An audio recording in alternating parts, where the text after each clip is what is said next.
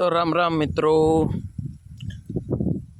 આપણે આજે તમને તો શું પણ આપણે પ્રશ્ન પૂછવાનો છે. કોને? તો કે વીજળી વિભાગ વાળાને. શા માટે પૂછવાનો છે ખ્યાલ છે? તો આપણે પેલા ઓલું ચકેડી વાળું મીટર હતું બરાબર. તો વગર પરમિશન વગર આપણી મરજી વગર બદલી ગયા બરાબર ને એમ કીધું હતું કે બદલવું જ પડશે.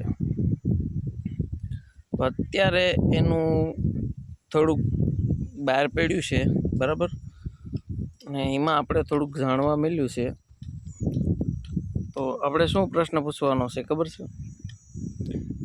હવે સ્માર્ટ મીટર નાખવા આવે તો શું પ્રશ્ન પૂછવાનો છે?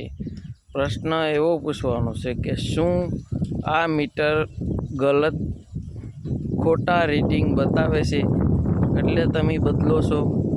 તો એ કહેશે ના, તો આમાં કંઈ વાંધો નથી, તો શા માટે બદલવું છે?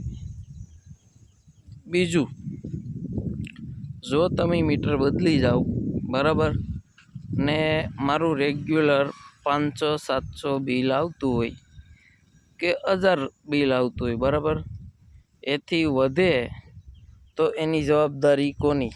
તમારી. તમે લેખિતમાં આપતા જાઓ. એથી વધશે તો હું બિલ ભરીશ નહીં બરાબર. ને પહેલાં આપણે ચકેડીવાળું મીટર હતું એમાં 100 રૂપિયાથી 150 રૂપિયાનું બિલ આવતું, એ મને ખ્યાલ છે બરાબર. અત્યારે આ લાઇટિંગવાળા સ્ક્રીનવાળા મીટરો આવી ગયા છે બરાબર. એમાં આપણે નોર્મલ આખો દી ખેતરે રહીએ ને, રાતે આવીએ તોય 1000થી 1500 સુધીનું બિલ આવે છે બરાબર. તો ક્યાં 150 રૂપિયા અને ક્યાં 1500 રૂપિયા. ને હવે ઉપરથી સ્માર્ટ મીટર નાખવા જબરદસ્તી બરાબર.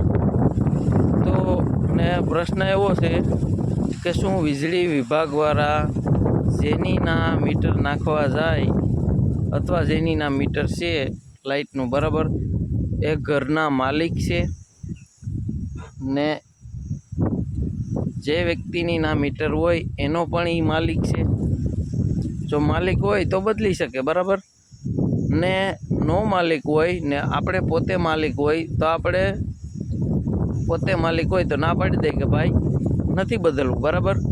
તો એ નોકરની હેસિયત હોય તો એ ના બદલી શકે. પણ આપણે તો એવું છે કે ભાઈ ગુજરાતમાં લોકો, હું તો કહું ને 99% લોકો મરી ગયેલા છે બરાબર. ખાલી 1% લોકો બોલે છે, સોશિયલ મીડિયા ઉપર બોલે છે. ને થોડુંક જાણો, ઘણી બધી એવી ચેનલો છે કે સત્ય બોલે છે ને સત્ય કહે છે અને તમે સાંભળો ને. કંઈ નહીં તો પ્રશ્ન તો કરી શકો ને. કોઈ પણ હોય એને પ્રશ્ન કરી શકો ને, એની ફરજ આવે. કોઈ પણ અધિકારી હોય, એ શા માટે અધિકારી કહેવામાં આવ્યો છે બરાબર? આપણા અધિકારોની રક્ષા કરવા માટે બરાબર. આપણા અધિકારીનું હનન ના થાય એ માટે એને ડ્યુટી આપી હોય બરાબર છે. તો એ આપણા અધિકારોનું હનન કરે તો શું થાય? આપણે માલિક છે બરાબર છે. જો એ આપણા માલિક હોય તો અધિકારનું હનન કરી શકે. એવો પ્રશ્ન તો કરો કે ભાઈ શું તમે માલિક છો? કોઈ પણ વિભાગમાંથી હોય બરાબર, એને ખાલી પ્રશ્ન કરો. વીજળી વિભાગમાંથી હોય તો એને પ્રશ્ન કરો કે આ મીટર ગલત યુનિટ બતાડે છે. ગલત યુનિટ બતાડતા હોય તો અત્યાર સુધી મીટર હાલ્યું ને એનું બિલ આવ્યું, એનું મને પાછું રિટર્ન કરે બરાબર. ને યુનિટ સાચા બતાડતા હોય તો બદલવાની જરૂર નથી બરાબર છે. રામ રામ. પ્રશ્ન કરો ને મારા પોતાના ગામમાં એક દાદા હતા 90 વર્ષની આસપાસ, બરાબર. તો આ ઓલા એલઈડી લાઇટવાળા મીટર આવ્યા ને, એલઈડી લાઇટવાળા, એ બદલાવા આવ્યા, બરાબર. હવે અમારી નાય બદલાવી ગયા, કેમ કે અમે તો ખેતરે હતા અને બદલાવી ગયા. તો વગર પરમિશન વગર, તો કોઈની માલિકી પોતાની જગ્યામાં જવું વગર પરમિશન વગર, એ પણ એક ગુનો બને છે, બરાબર છે. ને એક દાદા હતા, એ ઘેર હતા, એક કામ કરી ના શકે, એટલે ઘેર આમથી આમ ફરતા હતા ને ભાઈ આ વીજળી વિભાગવાળાના મીટરવાળાના બદલાવા આવ્યા. તો આવી ડાયરેક્ટ ઓસરીમાં સડીને મીટર ખોલવા લાગી ગયા. તો દાદા ઘરમાંથી બહાર નીકળીને કે ભાઈ શું કરે છે? તો કે મીટર બદલાવું છું, ઉપરથી ઓર્ડર છે. દાદા કે આ લાકડી જોઈશ ને, અહીંયા 80, 85, 90 વર્ષ મારા એમને એમ નથી થઈ ગયા. લાકડીનો દંડી કોઈ ઘૂસતો મારા ને હેઠો ફેંકી દે, ચાલ નીકર. એ હજી મીટર ભાઈ, હજી ચકેડીવાળું મીટર હજી છે, બરાબર.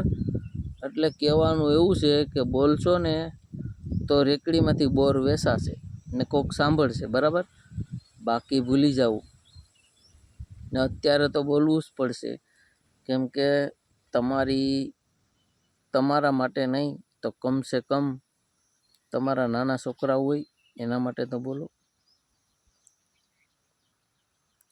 કેમ કે 1500 બિલ, 150 રૂપિયા બિલ આવતું હોય તો 1000-1200 રૂપિયા બિલ આવે, એટલું શોષણ આપણું થયું, બરાબર. તો સ્માર્ટ મીટર નખાઈ જશે, પછી 4-5 હજારનું બિલ આવશે, તો કેટલું શોષણ થશે. એટલે કહેવાનું એવું છે, બરાબર, કે આ આપણો નાનો છોકરો છે, જો આવે તો શું આને મારે ભૂખ્યો રાખવો? એના હાટું તો હું કમાવું છું, બરાબર. તો એને મારે ભૂખ્યો રાખવો ને આ લોકોને કામીને દીધા કરું. અત્યારે ટોટલી વસ્તુમાં એવું છે કે આપણે કામીને બીજા હાટું એને પૈસા ભરીએ, બરાબર. રૂપિયા. રામ રામ.